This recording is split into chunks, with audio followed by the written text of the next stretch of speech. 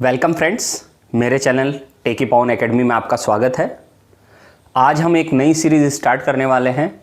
एक नई series start कर रहा हूं मैं आज से संपूर्ण समष्टि अर्थशास्त्र के नाम से, जिसमें हम समष्टि अर्थशास्त्र के विभिन्न पहलुओं का और विभिन्न बिंदुओं का डिटेल में अध्ययन करेंगे। बिल्कुल कंप्लीटली डिटेल में, एक नए तरीके से। अब तक आपने मेरे चैनल पर जो देखा है कंटेंट वो नोट्स के रूप में है, जिसमें फ़ोटो खींचकर मैंने कुछ आपको समझाने की कोशिश की है। अब मैंने एक नए तरीके से स्टार्ट किया है, जिसमें आपको ग्राफिक्स भी देखने को मिलेंगे और कुछ पिक्चर्स भी देखने को मिलेंगी, हैंड रिटन नोट्स भी देखने को मिलेंगे। तो उसमें मैंने काफ़ी डिटेल में आपको समझाने की कोशिश की है।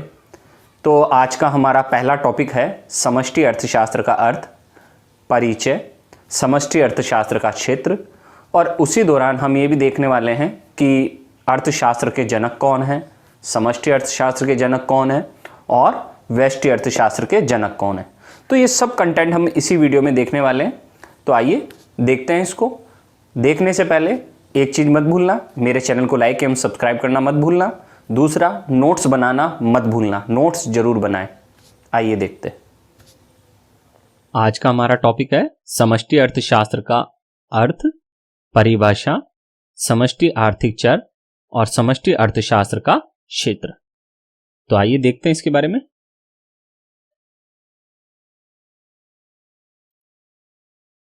समष्टि अर्थशास्त्र का अर्थ। समष्टि अर्थशास्त्र को समष्टि मूलक अर्थशास्त्र, आर्थिक समष्टि भाव, समग्र अर्थशास्त्र, सामूहिक अर्थशास्त्र, व्यापक अर्थशास्त्र आदि नामों से जाना जाता है। इसका मतलब इसके जो इतने नाम हैं उन सब से एक निष्कर्ष निकल रहा है कि ये व्यापक अर्थशास्त्र है। व्यापक अर्थशास्त्र का मतलब क्या हुआ? व्यापक अर्थशास्त्र का मतलब हुआ कि समष्टि अर्थशास्त्र का संबंध, समष्टि अर्थशास्त्र का संबंध संपूर्ण अर्थव्यवस्था से है, अर्थव्यवस्था से है। इसीलिए इसे व्यापक अर्थशास्त्र या समग्र अर्थशास्त्र या आर्थिक समष्टि भाव नाम से जाना गया है। अब देखते हैं ये शब्द कहां से लिया गया है। समष्टि शब्द अंग्रेजी भाषा के मैक्रो से बना है और अंग्रेजी भाषा का मैक्रो शब्द ग्रीक भाषा के मैक्रोस से लिया गया है। और ग्रीक भाषा में मैक्रोस का अर्थ होता है बड़ा। ग्रीक भाषा में मैक्रोस का अर्थ होता है बड़ा, अर्थात समष्टि अर्थशास्त्र का अगर शाब्दिक अर्थ देखें, मैक्रो का अर्थ हो गया बड़ा और इकोनॉमी का मतलब हो गया, यानी कि ये संपूर्ण इकोनॉमी से संबंध रखता है, इसलिए इसका नाम क्या पड़ा? समष्टि अर्थशास्त्र, मैक्रो इकोनॉमिक्स। अब देखिए इसका अर्थ और। अतः समष्टि अर्थशास्त्र आर्थिक विश्लेषण की वह शाखा है जिसमें अर्थव्यवस्था की समस्त इकाइयों का समग्र रूप से अध्ययन किया जाता है। अब खास बात, इसमें कुछ शब्द आए हैं। कौन कौन से शब्द? आर्थिक विश्लेषण, आर्थिक विश्लेषण। ठीक है, ये क्या होता है आर्थिक विश्लेषण? आर्थिक विश्लेषण का मतलब है अर्थव्यवस्था का एनालिसिस करना, विश्लेषण करना, उसे हम आर्थिक विश्लेषण कहते हैं। आर्थिक विश्लेषण में हमने प्रमुख रूप से दो ब्रांच होती है इसकी, व्यष्टि अर्थशास्त्र, ठीक है, और दूसरी होती है समष्टि अर्थशास्त्र। ये दो ब्रांचेस होती है। तो अभी हम किसका अध्ययन कर रहे हैं? समष्टि अर्थशास्त्र का। माइक्रो व्यष्टि अर्थशास्त्र को क्या कहते हैं? Micro economics. और इसको क्या कहते हैं? Macro economics. ये माइक्रो से संबंधित है, यानी कि व्यक्तिगत इकाइयों से संबंधित है, सूक्ष्म इकाइयों से। इसका संबंध किससे है? सूक्ष्म इकाइयों से। जबकि समष्टि अर्थशास्त्र का संबंध किससे है? वृहत इकाइयों से। वृहत ये इकाइयों से नहीं है, ये समूह से संबंध है इसका। समष्टि अर्थशास्त्र का संबंध किससे है? समूह से। इसीलिए इसमें समस्त इकाइयां या समग्र रूप से इनका अध्ययन किया जाता है। दूसरे शब्दों में हम कह सकते हैं कि समष्टि अर्थशास्त्र के अंतर्गत संपूर्ण अर्थव्यवस्था से संबंधित समूहों जैसे राष्ट्रीय आय, राष्ट्रीय बचत, कुल विनियोग, कुल रोजगार, कुल उत्पादन, कुल उपभोग तथा सामान्य कीमत स्तर का अध्ययन किया जाता है। अब ये क्या होते हैं? आपने देखा होगा राष्ट्रीय आय एक तो होती है आय, आय तो होती है किसी व्यक्तिगत, आय तो होती है व्यक्तिगत किसी व्यक्ति विशेष की, किसी कंपनी विशेष की, जबकि राष्ट्रीय जो आय होती है वो संपूर्ण देश की आय होती है। राष्ट्रीय आय क्या होती है? संपूर्ण देश की। इसकी परिभाषा अगर हम जानेंगे, बाद में हम डीपली जाएंगे, अभी शॉर्टकट में मैं बता देता हूं। एक देश में एक वर्ष में उत्पादित समस्त अंतिम वस्तुओं और सेवाओं के साधन लागत पर मूल्य के योगफल को राष्ट्रीय आय कहते हैं। फिर राष्ट्रीय बचत, बचत होती है किसी एक व्यक्ति की, ठीक है, ये व्यक्तिगत होती है, जबकि राष्ट्रीय जो बचत होती है वो होती है संपूर्ण राष्ट्र की बचत। संपूर्ण राष्ट्र की बचत को ही हम क्या कहते हैं? राष्ट्रीय बचत। ऐसे ही कुल विनियोग का संबंध संपूर्ण देश के विनियोग से है, जिसमें निजी क्षेत्र का विनियोग भी आ गया और सार्वजनिक क्षेत्र का विनियोग भी शामिल होगा। तो इन दोनों से मिलकर ये बनता है। फिर आता है कुल रोजगार। कुल रोजगार की अवधारणा भी संपूर्ण देश से संबंधित होती है। ऐसे ही कुल उत्पादन, एक देश में उत्पादित समस्त अंतिम वस्तुओं और सेवाओं के उत्पादन को हम कुल उत्पादन कहेंगे। फिर आता है कुल उपभोग। कुल उपभोग की अवधारणा भी उपभोग के विपरीत है। उपभोग तो होता है किसी एक व्यक्ति का, और कुल उपभोग का मतलब होता है देश की इकोनॉमी में जितना भी वस्तुओं और सेवाओं का उपभोग किया गया है उसे हम कुल उपभोग कहते हैं। हालांकि समष्टि अर्थशास्त्र में जब हम आगे पढ़ेंगे तो हम केवल उपभोग शब्द ही यूज करेंगे, कुल उपभोग या उपभोग नहीं करेंगे। वो इसलिए कि जब हम समष्टि पढ़ते हैं तो उसको ऑटोमेटिकली ये मान लिया जाता है कि हम समग्र की चर्चा कर रहे हैं। जैसे हम बचत को राष्ट्रीय बचत नहीं बोलेंगे, केवल बचत ही बोलेंगे। कुल विनियोग को हम केवल विनियोग ही बोलेंगे समष्टि अर्थशास्त्र में। क्यों? क्योंकि ऑलरेडी हम जानते हैं कि हम समष्टि अर्थशास्त्र पढ़ रहे हैं। ऐसे ही सामान्य जो कीमत स्तर है, इसका क्या अर्थ होता है? सामान्य कीमत स्तर का अर्थ होता है कि देश में प्रचलित वस्तुओं की कीमतों का औसत ही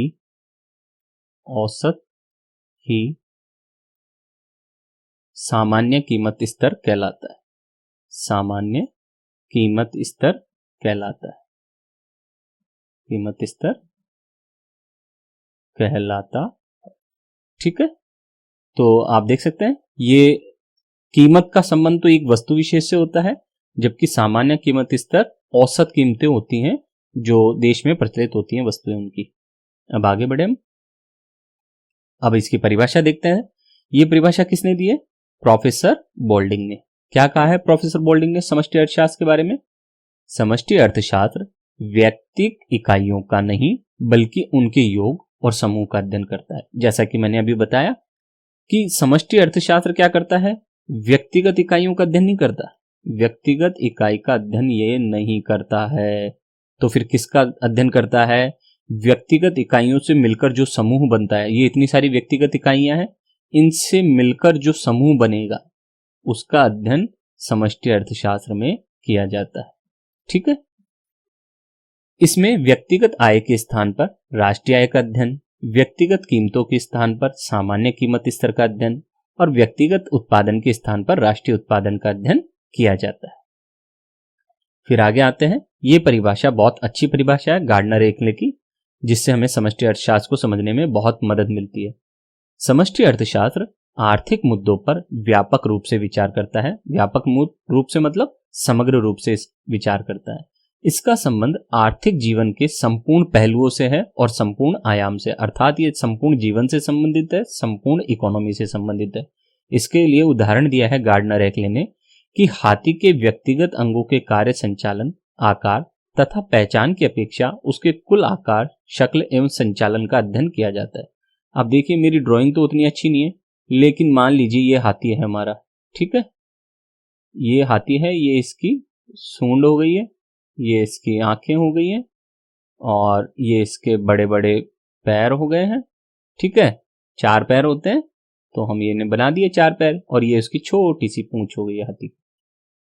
अब व्यष्टि अर्थशास्त्र में तो क्या किया जाता है? इस सूंड का अध्ययन करेगा व्यष्टि अर्थशास्त्र, इस आंख का अध्ययन करेगा, इस पूंछ का अध्ययन करेगा व्यष्टि अर्थशास्त्र, इस टांग का अध्ययन करेगा। लेकिन जो समष्टि अर्थशास्त्र है वो इस पूरे हाथी का अध्ययन करेगा। यही अंतर है समष्टि और व्यष्टि में। व्यष्टि अर्थशास्त्र तो क्या करता था? एक एक तत्व का अलग अलग अध्ययन करता है, जबकि समष्टि अर्थशास्त्र क्या करता है, एक एक तत्व का अलग अलग अध्ययन नहीं करता, वो संपूर्ण हाथी का एक साथ अध्ययन करता है। तो यह है गार्डनर एकले की परिभाषा का अर्थ। फिर गार्डनर एकले ने एक और उदाहरण दिया है, एक वन की प्रकृति का अध्ययन समष्टि अर्थशास्त्र में किया जाता है, न कि व्यक्तिगत पेड़ों का जिनसे जंगल बना है। आप देखिए, ये मान लीजिए कोई हमारा जंगल है, ये जंगल है हमारा, ठीक है, यहां बहुत सारे आम के पेड़, अमरूद के पेड़, ठीक है, ये बहुत सारे पेड़ उगे हुए हैं ऐसे। अब व्यष्टि अर्थशास्त्र तो क्या करता, अलग अलग पेड़ का अलग अलग अध्ययन करता। समष्टि अर्थशास्त्र क्या कर रहा है, वो इन पेड़ों का अध्ययन नहीं बल्कि इस पूरे जंगल का अध्ययन करेगा। यह है समष्टि अर्थशास्त्र। अर्थात समष्टि अर्थशास्त्र संपूर्ण अर्थव्यवस्था का अध्ययन करता है, किसी एक व्यक्तिगत इकाई का अध्ययन नहीं करता। व्यक्तिगत इकाई में क्या क्या हो सकता है अगर हम बात करें तो, व्यक्तिगत इकाई में एक फर्म हो सकती है, परिवार हो सकता है यानी कि उपभोक्ता, ठीक है, उपभोक्ता हो सकता है, उत्पादक हो सकता है, ठीक, एक कंपनी हो सकती है, फिर एक उद्योग हो सकता है। ये सब क्या है, व्यष्टि अर्थशास्त्र के चर। ये सब क्या है, व्यष्टि अर्थशास्त्र के चर। जबकि राष्ट्रीय आय में क्या क्या है, हम राष्ट्रीय आय में क्या पढ़ेंगे, विनियोग, राष्ट्रीय उत्पादन, राष्ट्रीय उपभोग, राष्ट्रीय आय, ऐसे। अब आगे बढ़े हम। आगे है समष्टि आर्थिक चर कौन कौन से होते हैं। राष्ट्रीय आय का अध्ययन किया जाता है समष्टि अर्थशास्त्र में, राष्ट्रीय बचत का, कुल विनियोग का जिसे निवेश भी कहते हैं, कुल रोजगार का अध्ययन किया जाता है, कुल उत्पादन का अध्ययन किया जाता है, कुल उपभोग का अध्ययन किया जाता है, सामान्य कीमत स्तर का अध्ययन किया जाता है। समग्र मांग क्या होती है, समग्र मांग का अर्थ होता है कि एक देश में अंतिम वस्तुओं और सेवाओं की कितनी मांग की गई है, उसी को हम क्या कहते हैं, समग्र मांग। जबकि समग्र पूर्ति क्या होती है कि देश में वस्तुओं और सेवाओं का कुल कितना उत्पादन हुआ है, उसे हम क्या कहते हैं, समग्र पूर्ति। ये व्यापार चक्र क्या होते हैं, अर्थव्यवस्था में आने वाले उतार चढ़ावों को व्यापार चक्र कहा जाता है। मुद्रा पूर्ति, मुद्रा की पूर्ति से संबंध है, मुद्रा की मात्रा से। बैंकिंग में आरबीआई, वाणिज्यिक बैंक शामिल हो जाते हैं। मौद्रिक नीति में CRR, SLR, repo rate, reverse repo rate आदि तत्व शामिल होते हैं। राजकोषीय नीति में सरकारी आय, सरकारी व्यय, ऋण आदि शामिल होते हैं। विदेशी विनिमय दर में विदेशी विनिमय भंडार, विदेशी विनिमय दर, लोचशील विनिमय दर प्रणाली में, स्थिर विनिमय दर प्रणाली में, ये सब अध्ययन होता है। और भुगतान शेष में चालू खाता, पूंजी खाता आदि हम इसका अध्ययन करते हैं। तो ये क्या हुए, समष्टि आर्थिक चर। अब हम देखते हैं समष्टि अर्थशास्त्र के क्षेत्र कौन कौन से हैं, किस किस क्षेत्र में समष्टि अर्थशास्त्र का प्रयोग किया जाता है। पहला है आय एवं रोजगार का सिद्धांत। इसके अंतर्गत अर्थव्यवस्था में आय एवं रोजगार के स्तर का निर्धारण किया जाता है तथा इससे संबंधित समस्याओं और उनके निर्धारक तत्वों का विश्लेषण भी किया जाता है। इसमें राष्ट्रीय उत्पादन, रोजगार आदि सिद्धांत सम्मिलित किए जाते हैं। आय तथा रोजगार निर्धारक तत्वों से संबंधित घटकों जैसे उपभोग, विनियोग, मांग आदि का अध्ययन किया जाता है। इसमें होता क्या है, आगे हम जब इसको देखेंगे, इस क्षेत्र का हम अध्ययन करेंगे, तो इसमें होगा क्या कि हम एडी और एएस करके इस प्रकार से हमारा ये बनेगा चित्र, और ये हमारा एएस कर्व बनेगा, ऐसे 45 डिग्री लाइन होगा ये, और ये एडी कर्व बनेगा, और ये एक दूसरे को जहां काटेंगे वहां हमारा ये राष्ट्रीय आय का संतुलन स्तर निर्धारित हो जाएगा। अर्थात एएस बराबर एडी के द्वारा हम अर्थव्यवस्था का संतुलन स्थापित करते हैं। तो ये हम आगे देखेंगे, अभी आपको ब्रीफ में बताया है, ये 45 डिग्री लाइन होता है और ये एडी होता है। तो इस प्रकार से हम आय और रोजगार के सिद्धांत का निर्धारण करते हैं। ये जो वाई है, ये वाई आय भी है, राष्ट्रीय आय यानी कि, और यही उत्पादन भी है यानी कि राष्ट्रीय उत्पादन, और यही रोजगार भी है अर्थात राष्ट्रीय रोजगार। तो ये सब कुछ यही है।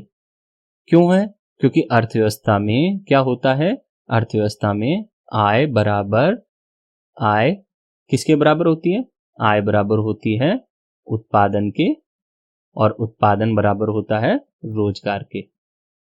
क्यों होता है ऐसा, क्योंकि जितना उत्पादन, जितना रोजगार होगा अर्थव्यवस्था में, उस रोजगार के बराबर आय का सर्जन होता है, और उसी रोजगार के बराबर उत्पादन का सर्जन होता है। इसी कारण अर्थव्यवस्था में आय, उत्पादन और रोजगार को बराबर माना जाता है। अब हम आगे बढ़ते हैं। समष्टि कीमत स्तर का सिद्धांत। समष्टि अर्थशास्त्र में सामान्य मूल्य स्तर के निर्धारण का अध्ययन किया जाता है। इसके अंतर्गत मुद्रास्फीति, मुद्रा संकुचन, मुद्रा संस्फीति आदि का अध्ययन किया जाता है। मुद्रास्फीति क्या होती है? कीमतों में होने वाली निरंतर एवं दीर्घकालीन वृद्धि को ही हम मुद्रास्फीति कहते हैं। तो इस सिद्धांत में या समष्टि अर्थशास्त्र के इस क्षेत्र में हम कीमत स्तर का निर्धारण करते हैं। तीसरा है आर्थिक विकास तथा नियोजन का सिद्धांत।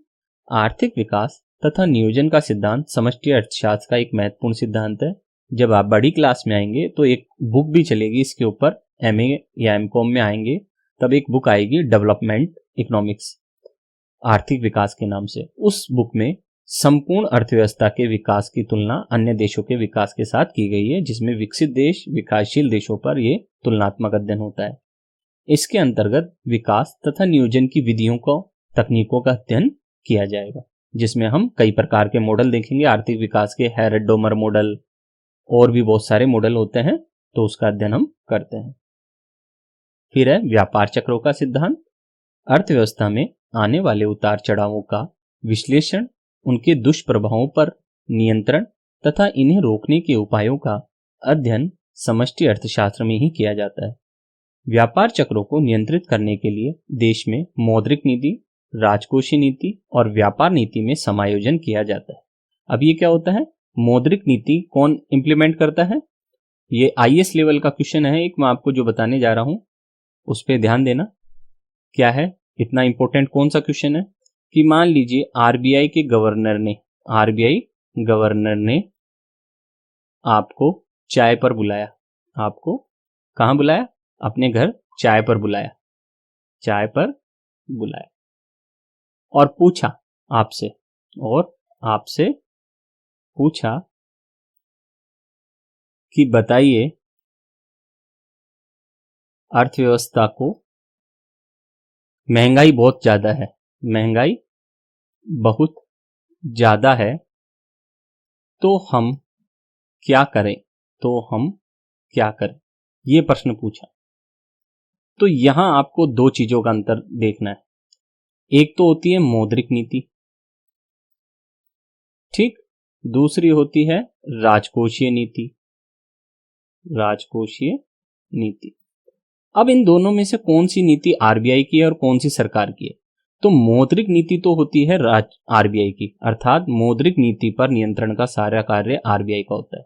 जबकि राजकोषीय नीति किसके कंट्रोल में होती है? सरकार के। ये सरकार के कंट्रोल में होती है।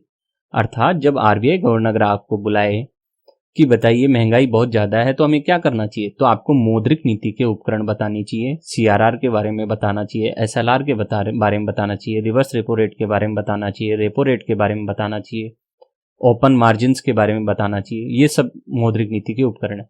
तो आपको इनकी चर्चा करनी चाहिए महंगाई के लिए कि इनके लिए क्या किया जाए, कि कैसे हम CRR बढ़ा सकते हैं, SLR बढ़ा सकते हैं, इस तरह से। और अगर आपको सरकार बुलाए, यानी कि मुख्यमंत्री बुलाए या प्रधानमंत्री बुलाए और वो बोले बताओ कि क्या करें हम, तो आपको राजकोषीय नीति के उपकरण बताने चाहिए। सरकारी आय का कैसे हम निर्धारण करें, सरकारी व्यय को हम कैसे नियंत्रित करें, है ना, ऋण हम कितना लें, इस तरह से आपको ये बताना चाहिए। तो दोनों टूल अलग अलग होते हैं। अब हम आगे बढ़ते हैं। 5वां पॉइंट हमारा अंतर्राष्ट्रीय व्यापार तथा विनिमय का सिद्धांत या क्षेत्र। अंतर्राष्ट्रीय व्यापार के सिद्धांत, व्यापार की शर्तें, विदेशी विनिमय दरों का निर्धारण, विदेशी विनिमय दरों में उच्चावचन, फ्लक्चुएशंस का विश्लेषण आदि का अध्ययन समष्टि अर्थशास्त्र में ही किया जाता है। जब आप बड़ी क्लास में आएंगे तो वहां एक अलग से इकोनॉमिक्स की और एक और बुक चलती है जिसका नाम है इंटरनेशनल इकोनॉमिक्स। उस इंटरनेशनल इकोनॉमिक्स में आप व्यापार, जो एक देश का अन्य देशों के साथ व्यापार होता है और वो किस शर्तों पे होता है, उसे व्यापार की शर्तें कहते हैं, तो उसका अध्ययन करेंगे। इसके अलावा व्यापार के कई सिद्धांत भी आप उसमें देखने को मिलेंगे, आपको पढ़ने को मिलेंगे। फिर है वितरण का सिद्धांत। समष्टि अर्थशास्त्र के अंतर्गत उत्पादन के विभिन्न साधनों का राष्ट्रीय आय में हिस्सा निर्धारित करने के सिद्धांतों का विश्लेषण भी किया जाता है। ये क्या होता है कि जो राष्ट्रीय आय है उसका डिस्ट्रीब्यूशन होता है। किसमें होता है राष्ट्रीय आय का वितरण? राष्ट्रीय आय का वितरण किसमें होता है? जिसने ये राष्ट्रीय आय बनाई है। तो कौन होते हैं? उत्पादन के साधन होते हैं जिन्होंने राष्ट्रीय आय को जन्म दिया है। उत्पादन के साधन होते हैं जिनसे राष्ट्रीय आय का जन्म हुआ है। तो उत्पादन के साधन कौन कौन से होते हैं? श्रम, भूमि, पूंजी, उद्यमी, और एक और साधन होता है जिसकी कोई चर्चा नहीं करता लेकिन वो इंपॉर्टेंट होता है, साहस। श्रम आप जानते हैं, मजदूर, कर्मचारी। भूमि समस्त प्राकृतिक संसाधन। पूंजी उत्पादन में काम आने वाले समस्त आगतों को पूंजी कहते हैं। उद्यमी जो इन सबको मिलाता है, प्लांट लगाता है, फैक्ट्री लगाता है, उसे उद्यमी कहते हैं, एम्प्लॉयर। और साहस, साहस वो चीज है जिसके बिना उद्यमी रिस्क नहीं ले सकता फैक्ट्री स्टार्ट करने का, तो इसलिए साहस और उद्यमी एक साथ ही होते हैं। तो उत्पादन के जो ये साधन है उनको राष्ट्रीय आय का वितरण किया जाता है, इन्हीं को राष्ट्रीय आय का वितरण किया जाता है। तो ये है राष्ट्रीय आय के वितरण का सिद्धांत कि किस प्रकार से उत्पादन के विभिन्न साधनों में राष्ट्रीय आय का वितरण किया जाए। फिर है मुद्रा तथा बैंकिंग सिद्धांत। समष्टि अर्थशास्त्र के इस क्षेत्र में मौद्रिक व्यवस्था, साख व्यवस्था, बैंकिंग के सिद्धांत, केंद्रीय बैंकिंग, अंतर्राष्ट्रीय वित्त आदि का व्यापक रूप से अध्ययन किया जाता है। इसी क्षेत्रों के अंतर्गत हम आरबीआई का अध्ययन करते हैं, हम वाणिज्यिक बैंक का अध्ययन करते हैं, चाहे वो प्राइवेट हो या गवर्नमेंट हो, सभी का अध्ययन इसी क्षेत्र में किया जाता है। तो आज का हमारा ये टॉपिक खत्म हो गया है। उम्मीद है आपको ये टॉपिक अच्छा लगा होगा। इस टॉपिक में हमने समष्टि अर्थशास्त्र का अर्थ, परिभाषा, उसके आर्थिक चर और समष्टि अर्थशास्त्र के समस्त क्षेत्रों का अध्ययन हमने किया। आपको ये टॉपिक अच्छा लगा हो तो कमेंट में मुझे लिखकर बताएं कि कैसा लगा। आगे आपको समष्टि अर्थशास्त्र से संबंधित और भी बहुत से अच्छे वीडियो देखने को मिलेंगे, जैसे ये पहला वीडियो है सैंपल के रूप में अभी, फिर इसी को आगे बढ़ाएंगे। कई मेरे नोट्स भी हैं, आपको मेरे चैनल पे समष्टि अर्थशास्त्र के समस्त नोट्स भी मिल जाएंगे। लेकिन ये नई सीरीज मैंने स्टार्ट की है जिसमें आपको और भी बेहतर तरीके से आंसर देखने को मिलेंगे, टॉपिक्स देखने को मिलेंगे। उम्मीद है आपको पसंद आएंगे। तो बहुत बहुत धन्यवाद। मुझसे जुड़ना ना भूलें। Thank you.